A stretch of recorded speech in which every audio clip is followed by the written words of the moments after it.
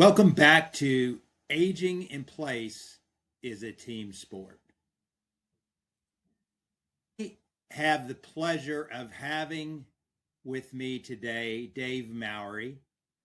And Dave reached out to me about having this conversation and told me a little bit about his story. And I was intrigued, and I think you will be too. So, Dave, welcome to the podcast.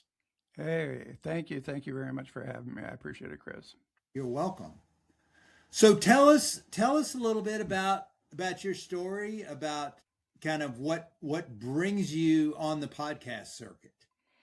Yeah, my story is, it's kind of like an onion peeling back the layers because there's so many parts over the years. But the reason I've been on the podcast, doing podcasts is because I was a successful businessman. Things were great.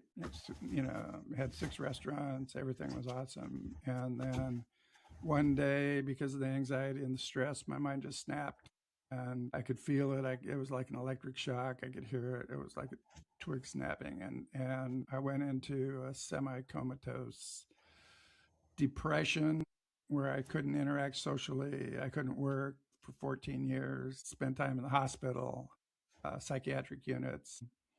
And I had what I call my 14 lost years, my dark days. And then coming out of that in 2010, I was getting treated for my depression, and I found National Alliance on Mental Illness, NAMI, and started volunteering there. And then they brought in a comedian who teaches stand-up comedy to folks with a mental illness.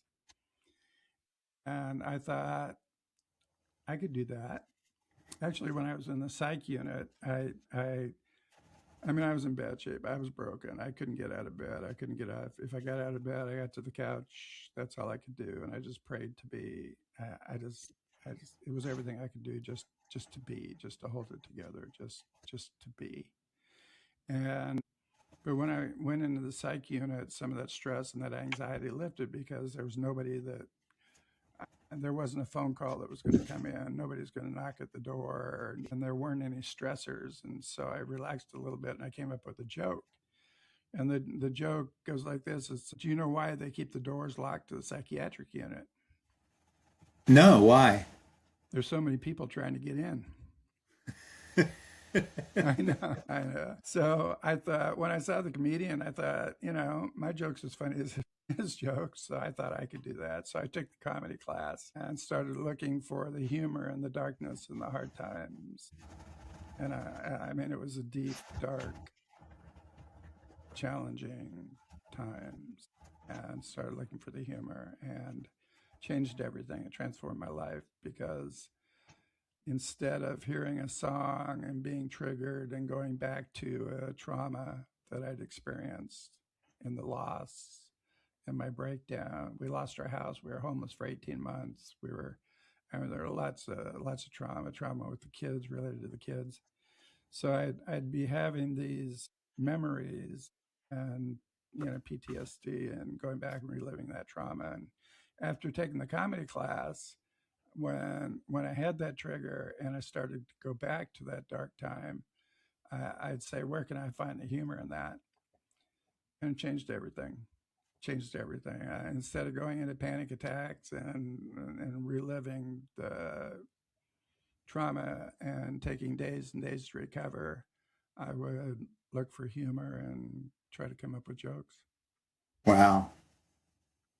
That is so powerful, Dave, that reframing of any experience, no matter how traumatic, no matter how difficult, no matter how devastating, there's always a silver lining. There's always a positive aspect. There's always something good that can be mined out of that experience. And, I just love as you tell that story about how you found that in humor. I remember just a few months after my late wife Barbara died, I was at a conference, and I went to the conference really more to just kind of get away from everything, get out of the house where all of the echoes of grief were surrounding me. But I get to this conference, and the entertainment was a comedian. And I'm thinking, I'm really not in the mood for comedy. I'm going to sit in the back row, and that way, I can get up and leave if it's just not for me. But I'm going to give it a shot. And I still remember one of the lines the guy had. He looked at a guy in the front row and he said, I really appreciate you sitting in the front row and not laughing at any of my jokes. It really what was the word? It really validates my choice of career. Thank you very much. And I think maybe that might have been the first time I laughed, Yep, yep, after I lost her. yep. And I remember another time when I was walking by the river after she died. She died at 55 of lung cancer. And I had a memory that when we first got married, she was 22 and she had encephalitis, and she could easily have died then. And it occurred to me that if someone had told me that she's not going to die, she's going to live 33 more years and you're going to have 3 more children together, I would have been ecstatic. So I got to choose, am I going to be devastated and destroyed that she died at 55, or am I going to be ecstatic that she didn't die at 22? And so realizing that I have the power to choose which side of the equation I'm going to pay attention to.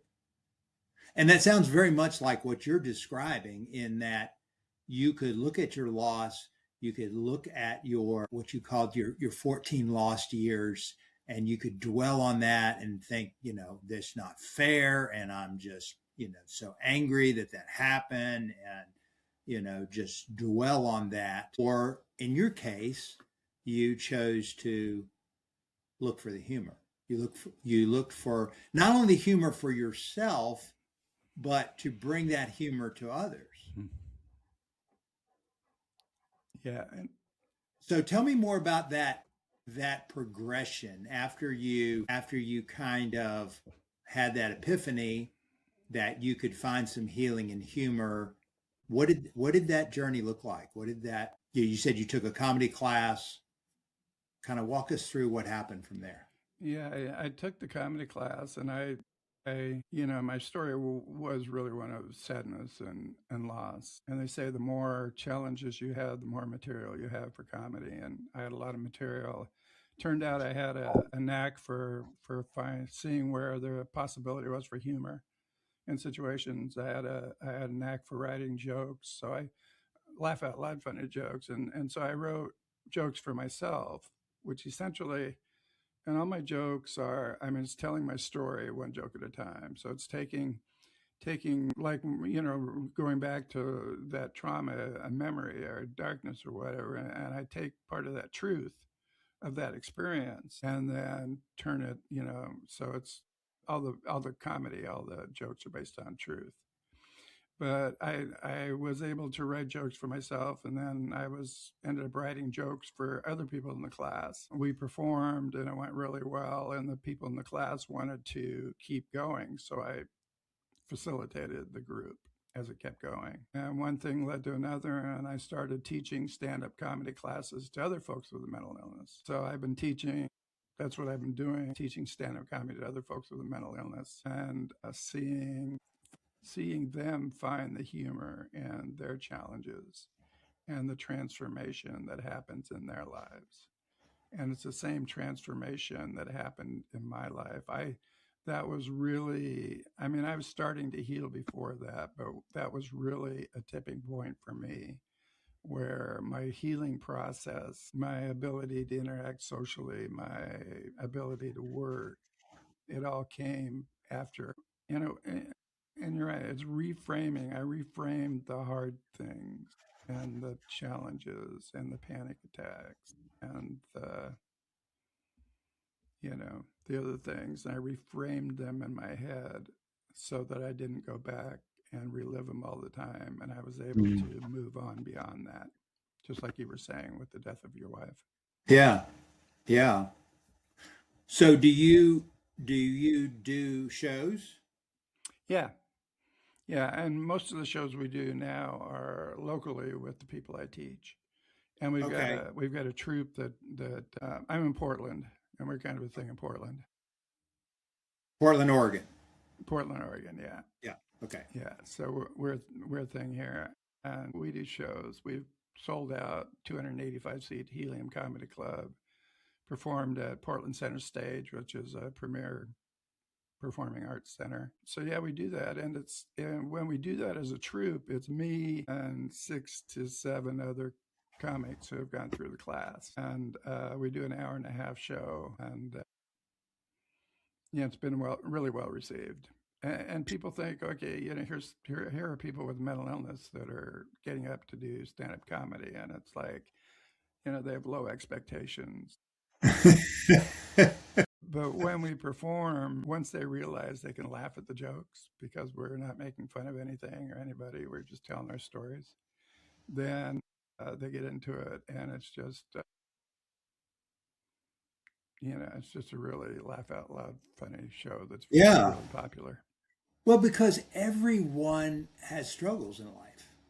Yeah, Everyone can relate to, difficult days. I mean, I've never met anyone that was 100% healthy mentally mm. without any, little idiosyncrasies or little foibles or, that doesn't exist. We talk about mental illness, and while there's been a lot of effort to remove the stigma, there's still a stigma attached, and there's a perception that people have when they hear that term, that somebody's off their rocker, that somebody's, you know, and we're all a little bit off our rocker, yeah, right? yeah, yeah, There's not a single one of us that can go through the most stressful day in our lives and just, you know, skate through it with smooth sailing. We all have different mechanisms and different coping abilities and different support networks. So if I could, can we go back to what you mentioned that triggered this episode in the first place? You said you had 6 restaurants and the stress got to be too much. So my question to you is, did you start with one restaurant and then get two and then three and then but you were still running everything yourself, and so the more responsibility you had, the more revenue was coming in, but also the more areas that you had to manage, and it just reached a point where it was more than you could handle. Is that a fair yeah. analogy? I think so. I started with one, and then grew too quickly. Hmm. You know, because 2 years later we had six, and and the stress I was, during my stress bucket all through my life has been like 3/4 full. I had anxiety, severe anxiety, and even a little bit of stress would push me pretty much over the top. So with this, my stress bucket was 3/4 full to start, and then with the added stress of the businesses and whatnot, it just, I mean, it was an immense amount of stress over a long period of time that finally at just one point became too much, Yeah. and my brain snapped. Yeah. So knowing what you know now, if you could go back in time and arrive back at the juncture where you had one restaurant and maybe things were running fairly smoothly, what would you do differently? We opened the first restaurant, and we did it for all the right reasons. My wife and I had 2 kids, and we didn't want the kids to be in daycare all the time. Daycare half day and stuff was great, but we didn't want them to be in daycare half the day. So my wife worked at Federal Express, and so what happened, she went part-time at Federal Express, and I quit my corporate job, and we opened the restaurant. And I was able to go into the restaurant later in the morning, later in the Mhm. day. And she was able to be home in the afternoons. So Okay. we really started the business in order to have the family life and the kids and everything the way we wanted it to be. Okay. Fast forward a little bit, and then things changed in my mind, and I started seeing dollar signs. And I thought if I open one, we can make twice as much money. And if I open six, we can be rich. And so that was the wrong reason. And I've had other businesses before, and when I've done things for the right reasons, they've worked out and been successful. But when I've done them for the wrong reasons, which is to get rich, to be famous, or to, prestige, or whatever, those were all the wrong reasons, and they haven't worked out. But when I was in that mode of wanting to be rich and successful, more successful. I mean, we were doing great, but I wanted more. And that's where I was when my mind was racing and when it snapped. So I was in the Mhm. wrong spot. I was in the wrong spot mentally. Uh, Okay. and, and I knew that inside. So looking back, I would have stopped at three, and I would have been less concerned about how much money we were making than the quality of our life. I would have hired somebody or brought in somebody to take some of the responsibilities away from me to run the restaurants, Right. even if it meant making a significantly less amount of money. So that's what should have happened. Looking back, that's what would have worked. Right. Because I mean, if you had six restaurants and you had six good general managers running those six restaurants, and they had P&L responsibility, and they were responsible for all the operations of the restaurant, and you just had to kind of check on them periodically, that would have been a very different scenario than the one you Yeah, found yourself yeah, in. yeah, Right. Yeah. yeah. And finding quality people in the restaurant business can be challenging. And when we grew as fast as I did, we made some compromises on the folks that we had come in, and so, and that, was just part of the additional part of the stress, you know. And then I mean, the way it worked, I had six restaurants, but each one was a separate entity, for tax purposes and for liability purposes. So it wasn't one company with six restaurants; it was six companies with one restaurant each. So I Oh, had okay. six P&Ls, and anyway, it's yeah. So it was too much, and I just broke, Yeah. and I fell into a deep, deep, dark depression. Some of your listeners will know what it's truly like to live in a deep, dark depression. I'm sure after your wife passed, you slid into depression, and, the grieving process and whatnot. And, mine just lasted, a decade or Yeah. more. Yeah. So fast forward to today, and you are teaching comedy, you're doing comedy. Um, can you give us a little bite of some comedy that we can? Not... Sure. Where to start? Where to start? All my comedy. I love it. You're right. I mean, it's great, and I really like to tell my jokes because I really like my jokes. I think they're funny.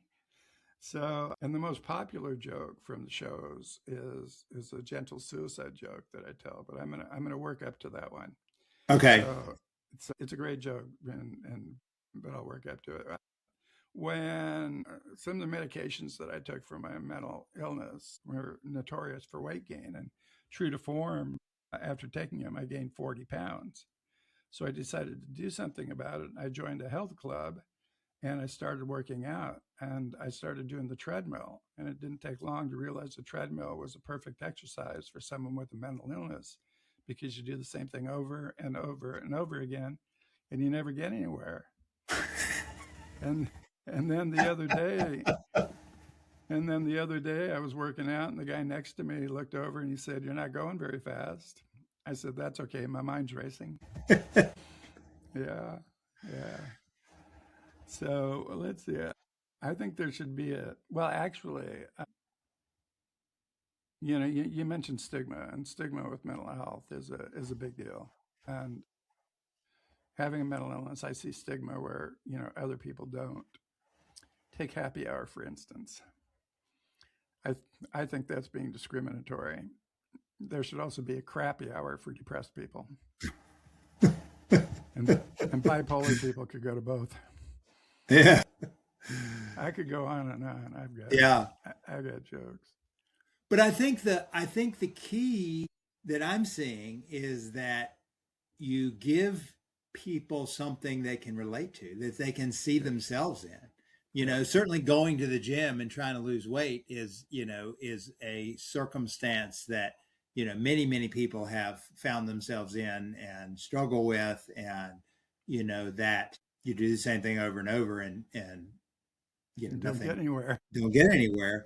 That's a line that people can see themselves in Yeah. and be able to laugh at themselves. Yeah. And it also helps with that joke also talks about side effects of medication, and people can relate to that. So it's relatable. Most of the jokes are relatable, and people have. I'll tell my. I have a. I'll tell this joke. My anxiety was hugely. I had depression, but the anxiety was the worst part. It was overwhelming. It was truly overwhelming, and I'd have panic attacks. I'd have panic attacks often and whatnot. But one of the way my anxiety manifested itself is if I went into a public restroom and there was anybody else in there, I couldn't go. I'd go up to the urinal. I just couldn't go. The anxiety was just, for whatever reason, I just couldn't go. Too close proximity to other people, whatever. So I'd have to go out of the restroom and I'd wait till it was empty until nobody was in it. And sometimes for 5 minutes, sometimes half an hour or whatever it was before I could go in and go. And then last week, my wife Heather and I went to a movie. And after the movie, I went into the restroom and there were other people in there. And I went up to the urinal and I went. And at that moment, I realized how far I'd come. And I stepped back from the urinal and I went, yes, yes, yes. And the other people in the restroom looked at me like I was crazy. And I said, Right. no, not anymore. Well, I think that getting past where you care about what other people think about you is the key to healing from pretty much anything, Yeah, it's a big right? deal. Because we spend so much time worrying about what other people think of us. And in the final analysis, you know, it doesn't really affect us at all. People are going to think what they think, and it's not even what they think, it's what we think they think that is the source of the anxiety and the consternation. And I'm sure that, well, I'm not sure. I'm going to ask you, did you struggle with identity of one moment seeing yourself as a successful businessman and upstanding member of the community, and then seeing yourself as something else? Yeah. Yeah.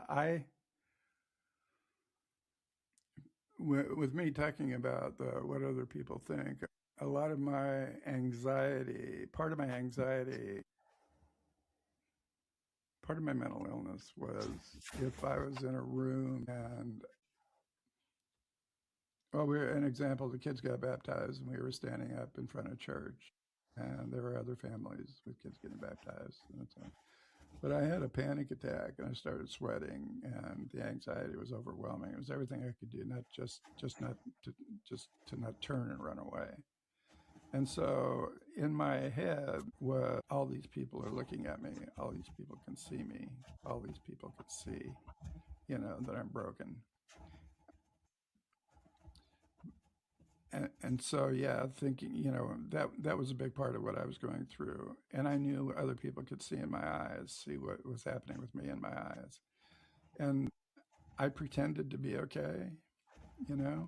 I if I did have to talk to somebody and they'd say, "How you doing?" I'd say, "Fine." I mean, they could see in my eyes I wasn't fine, but I pretended to be okay, and it was exhausting. It was just truly exhausting pretending to Yeah. be okay.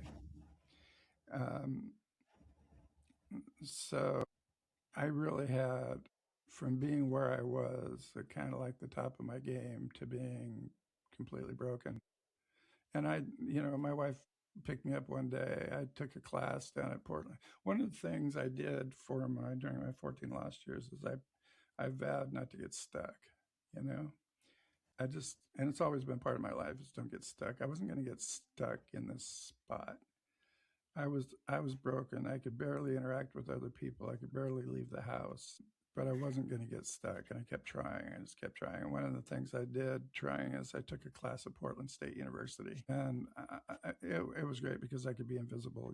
I could sit in a big lecture room and sit in the back in the corner and just be invisible and not talk to anybody. But there was this one class where it was a smaller class, and one day the professor broke us down into small groups, and I just completely melted down and had a panic attack and had to escape to the bathroom. And I went into the bathroom and I sat in the stall and just breathed, just to breathe and just to hold it together, just to be. And afterwards, that day, my wife was picking me up from school, from class, and we drove through Old Town Portland, and I saw other people. I saw folks with mental health challenges, sitting on the sidewalk, leaning up against the wall, or just standing with that vacant look in their face, and I realized that was me. I mean that was me. So yeah, I had that realization going from that point to down there, but then also to at a certain point I was able to accept my mental health challenges, but I didn't resign myself to that's how it always is going to be. And I think what you said at the beginning about, getting through situations and coming out and being stronger, we can go through the darkest, hardest, deepest challenges. And as long as we don't resign ourselves to that's always how it's going to be and give up, if we keep trying, if we don't get stuck, we come out the other side and we're better and we're stronger and we're more capable.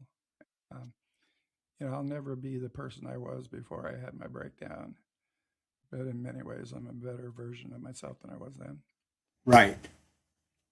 You have way more understanding, right?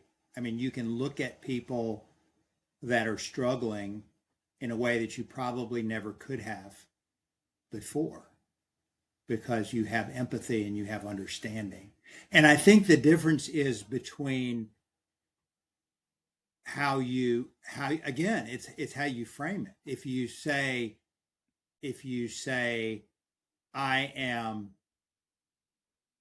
struggling with XYZ and I'm moving through XYZ, that's a very different statement than saying I am XYZ, right? If you say I am an alcoholic, then you are making that as your identity.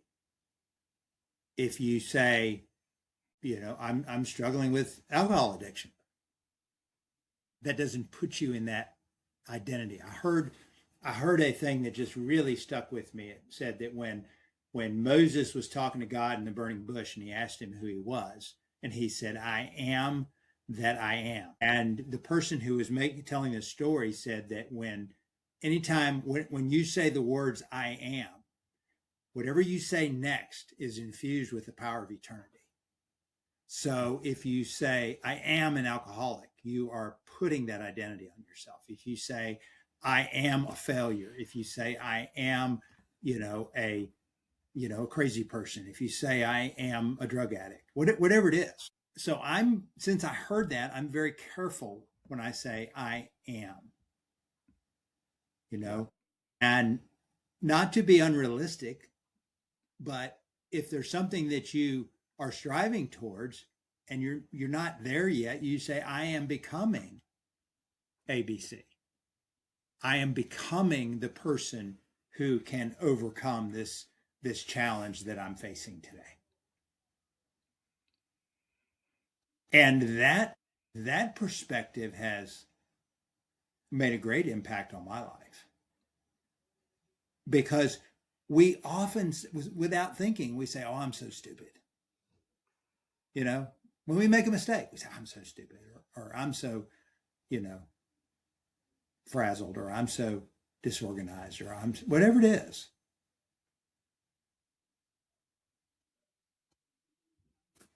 So, what's next for Dave Mowry?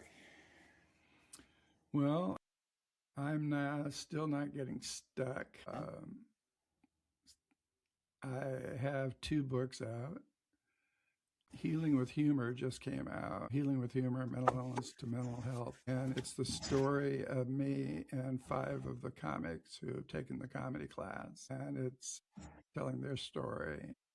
We include their jokes, their humor, and it's inspiring. You know, you see these people and you understand their challenges, and then you see them coming through that, and then sharing their story with jokes and with humor, and Mm-hmm. it's very uplifting. It's inspiring, and it's funny. And the audiobook just came out. We were able to splice in them live on stage. So in Oh, the cool. audiobook, you hear them performing live on stage. And the audiobook's been described as brilliant. And it's just brand new. It just came out. So Healing with Humor is a new book. And then my first book, OMG, That's Me, Bipolar Disorder, Depression, Anxiety, Panic Attacks, and More, has been a bestseller in the mental health category on Amazon for years. It's been named one of the best bipolar disorder books of all time. And Wow. it's a compilation of the blog posts that I wrote for bphope.com where describe I describe what it is like to live with a mental illness. I don't do 3 steps to help you through the day or 10 things to eat to make you feel better. I talk about when I was too depressed to shower, when it was overwhelming, when I slept in my clothes for weeks and weeks and weeks because it was too much to take my clothes off and put them back on in the morning. When I write about when I couldn't go to the mailbox during the daytime because I was afraid a neighbor would see me and want to talk and they'd see the vacant look in my eyes and see me broken. And so I'd go to the mailbox at night. I talk about not knowing, I talk about constant conversations in my head because my mind was racing and always negative loops of constant conversations in my head. So I wrote about that, and so that's it's sold over 22,000 copies so far, and still going strong. Wow. And then teaching the comedy classes and doing guesting on guesting on blogs. So I'm staying busy. Yeah, sounds like it. So, are your comedy classes in person, or do you do those virtually at all online? I did some virtually, but I'm doing them in person now, and doing some for first responders, doing some for other folks. The like you said, finding the humor in things, it reframes it. So you don't have to have a mental health challenge to relate to the humor. You can have lived some kind of trauma and some kind of grief, the loss of a wife, the loss of a job, the loss. I mean, we all have loss, and some more tragic than others. Yeah, And, you know, if we can reframe those things, that helps immensely with the quality of our lives. yeah. Well, first responders, I mean, because I mean, the stuff they have to see on a day in and day out basis has got to be hard to live Yeah. with sometimes. Oh, yeah. I'm sure. And they go back and they see those, they have those visions. So to be able to reframe and change it so they don't relive the trauma Yeah, when those things come up in their head, that's the goal. And that works.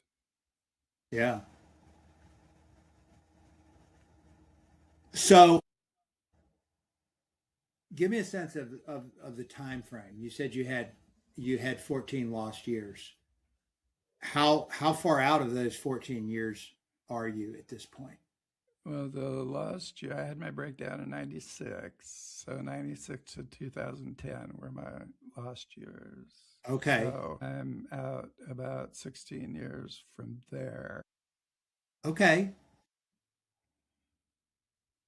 So But I you've been recovered longer than you were in the valley at this point. yeah, and it's interesting. I keep getting better. I'm still recovering. Right. And I don't and I probably phrased that improperly to Sure, say sure. recovered because I mean it's a journey, right? Life's a journey. It's not, you know, it's not all we're never finished, I don't think. I Yeah, think the minute we think we're finished and we got it all figured out, we're in deep trouble. that's right. That's when we quit. That's when we give up. Yeah. But yeah, but I like to say I'm 74, Okay. but I had my 14 lost years. Actually, so I'm 74. 70 is the new 60, and I had my 14 lost years. So I'm actually only 46.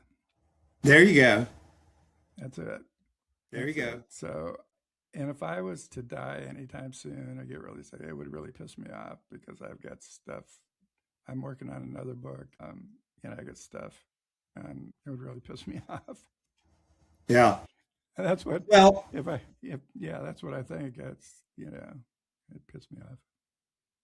I'm 64 and I feel like I'm just getting started. I'm just now Yeah, kind of beginning to figure out how life works and beginning to, have a plan of what I want to do going forward. And my book, as you probably know, is Age Out Loud.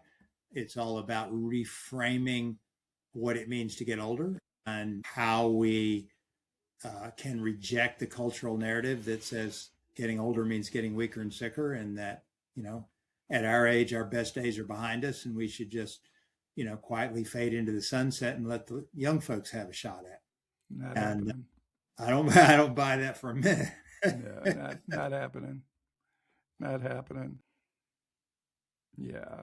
I guess we can choose. My wife's had a hard time with retirement, kind of kind of loss of direction and whatnot. So she's had a hard time with retirement. She's been working through that, but she's not giving up and saying, "Okay, this is it." Yeah, Retirement is me sitting on the couch scrolling my phone or watching movies on TV. yeah, And so she'll come through this period and find another purpose. But I plan on living for a long time. We've got a yeah, retirement account, and we aren't taking that money yet because I think that we're going to live for a lot longer. yeah. So you brought up your wife. How did all of this affect her? Tell you, she's truly the hero of my story. She could have left me. Many women would have left me. We had everything. We had it all, and then we lost it all. We were hundreds of thousands of dollars in debt. We were homeless for 18 months with the kids. I couldn't work or interact socially for all those years, and she stuck with me. She held the family together. She held the finances together the best she could, and we worked our way through it. And she didn't see it as a burden. She just, you know, just it just was, and she just stepped in and she did what she did, and we have a great relationship, and she knows I'm going to take care of her and be there for her. Yeah. So I'm fortunate. She is a hero of my story, and I'm fortunate to have such a wonderful person in my life. What a testimony. That's powerful because, when we take our marriage vows, we say until death do us part. And, Yeah, yeah, so many people say those words, but don't live them. yeah, yeah, And I have been extremely fortunate to be remarried, and my wife, Michelle, and I are um, working together on promoting the Age Out Loud community on Facebook. She taught Spanish for 28 years, and we're going to be leading groups to Costa Rica and Puerto Rico and off the beaten path to experience the true culture of some of those Latin American countries, and very excited about our life ahead. We plan to through hike the Appalachian Trail in 2 years, in 28, when our daughter turns 18. And so, new lease on life, new Yeah. beginnings, and in some ways, our stories are parallel, different kind of loss, Yep. but certainly persevering through that loss and coming out the other side with a mission, with an assignment, with a gift that we can share with others is, I think, a common theme between your story and mine. Yeah. Yeah. I can see that. Yeah. And I think that story, that anybody can come through anything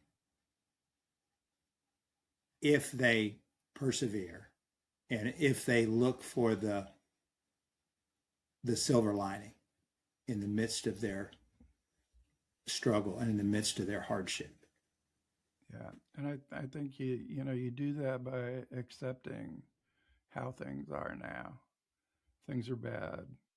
Things for me were bad. Your loss, you're in that dark place. Things are bad. So you can accept that without resigning yourself to that's how it's always going to be. Right. And then one of the magical things, it's so simple, it's kind of trite, but one of the magical things that has been important to me and that I've imparted on my children and now grandchildren is to look to do something nice for somebody every day, Mm. no matter how small, how tiny, and don't expect anything in return. It reframe that in and of itself reframes our brain, Exactly. and it does. So it gets us out of our heads. So we're looking to do something nice for somebody else. It gets us out of our heads, and we do something nice for somebody, and it fills us up too. And it doesn't, Yeah. like I said, no matter how small. I mean, no matter how small, on a particular day, it may be picking up a bowl next to my wife and taking it over to the counter in case so she doesn't have to. Or sometimes it's bigger than that. I was in a ice cream shop a few weeks ago, and a lady with 3 kids and she was in there ahead of me. She was looking for coupons that she couldn't find any coupons, and it was pretty clear that without the coupons, she wasn't going to be able to get ice cream. So I slipped the clerk a $20 bill and you know, kind of nodded to the folks and got my ice cream and left. And it's a little thing, but it made I think it made a big difference on that particular day for Yeah. that mom and 3 kids. Yeah. 100%. One of the things we did on our Facebook group, Michelle did a 30-day kindness challenge where every day did something like that, and we filmed it, and we posted it, and it's just, yeah. I mean, you can do something like that takes a minute, takes a few dollars. I'm sure that $20 didn't change the quality of your life one iota, but for a mom who told their kids they could have ice cream and then have to turn around and tell them no, that's tough. Yeah, Yeah. that's tough. Yeah. Yeah, Yeah. yeah. And that reframes. I mean, if you're having a bad day, and we all have bad days, and can get to that spot where where you can say, where you can look to do something nice for somebody else, totally changes the day. Yeah. It's not going to get rid of maybe the challenge that's out there, but it'll reframe your brain and change the day. It puts it into perspective. It's like the old quote that said, I complained that I didn't have any shoes until I met the man that had no feet. Yeah, yeah, And it changed. We forget about our problems when we see others who have far bigger problems. yeah, Yeah. yeah. And I want to tell you the favorite joke from when I perform. Okay. When I was really in my dark days. I mean, I had suicidal thoughts, and I went out to a park not far from our house. There was a river and a park bench. I sat on a park bench and I had a gun, and I considered it and thought about it and whatever. And for whatever reason, I didn't do it. Thank God, because suicide is a permanent solution to a temporary problem. But I say that to set up when things were really bad. I decided to end it all. So I went up into the bathroom and I took a bunch of pills. Afterwards, I called my wife for help. She said there are more pills under the sink.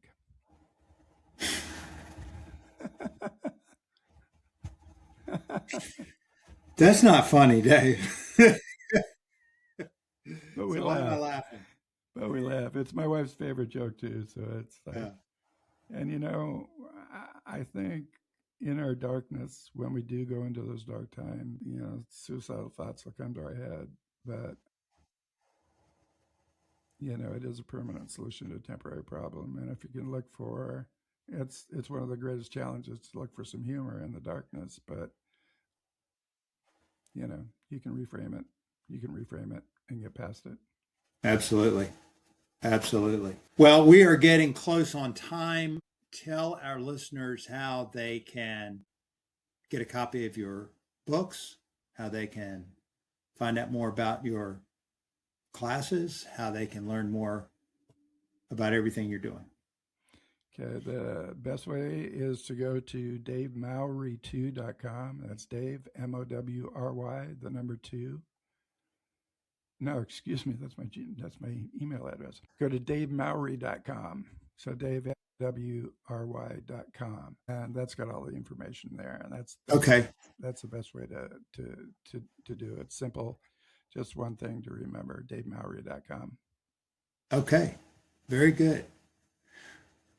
Well, thank you so much for being here. I have really enjoyed our conversation, and I want to thank you for being so transparent, because so often when people go through difficult times, they tend to um, not be anywhere near as transparent as you have been. And it's that transparency that allows other people who maybe are struggling with similar issues to see some hope, to see some light at the end of the tunnel. And at the end of the day, helping other people um, to not have to go through some of the things that we went through to get to where we are today, I think is what life's all about.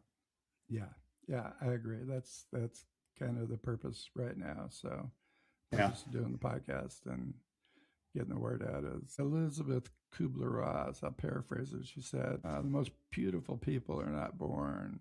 People who go through challenges and stress and loss and whatnot come out the other side. Those are the most beautiful people." And we can all do that. My mother was good friends with her. Oh, wow. They lived near each other in Virginia. Mm. So heard many stories about Elizabeth Kubler-Ross. Great lady. Yep. Great lady. So, yeah. Well, thanks for having me. I really appreciate it. All right, Dave. Well, thank you very much, and I will keep you posted on when this is up, and you can cut it up and disseminate it and send it far and wide. Will do. Will do. All right. Thanks very much, and thank you for listening, and we will see you next time.